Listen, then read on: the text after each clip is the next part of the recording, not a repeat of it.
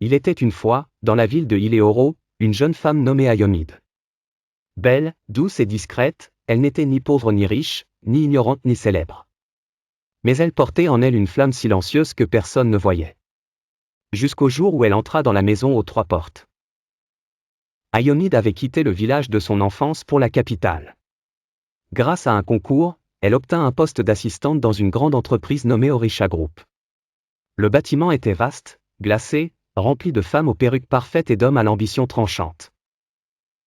Dès son arrivée, les regards fusèrent. Qui est cette fille habillée comme une vendeuse de gari ? Chuchota l'une. Elle fut placée au 3e étage, dans un bureau près des toilettes, sans ordinateur, sans accueil. Personne ne voulait l'aider, sauf une vieille femme de ménage nommée Mama Kemi, qui lui offrit un sachet d'eau glacée le premier jour. Ma fille, ici, il y a des crocodiles dans l'eau claire. Bois, mais garde les yeux ouverts. Une semaine plus tard, un fichier important disparut. Tous les doigts pointèrent à Ayomide. Les caméras avaient été désactivées. Le directeur adjoint, M. Duroget, exigea qu'elle rende des comptes. Soit tu avoues, soit tu disparais. Ayomide jura sur sa vie qu'elle n'avait rien pris. On la suspendit. Mais cette nuit-là, Mama Kemi, en lavant les sols, entendit 2 voix, « Elle ne reviendra pas », dit l'une. « Tant mieux. Tu veux que ton frère reste PDG ? Non, » répondit l'autre.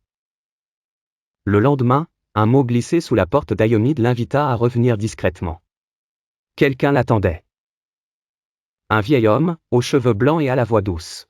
« Je suis le fondateur d'Orisha Group.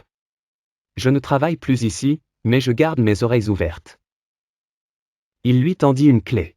« Dans cette maison, il y a 3 portes.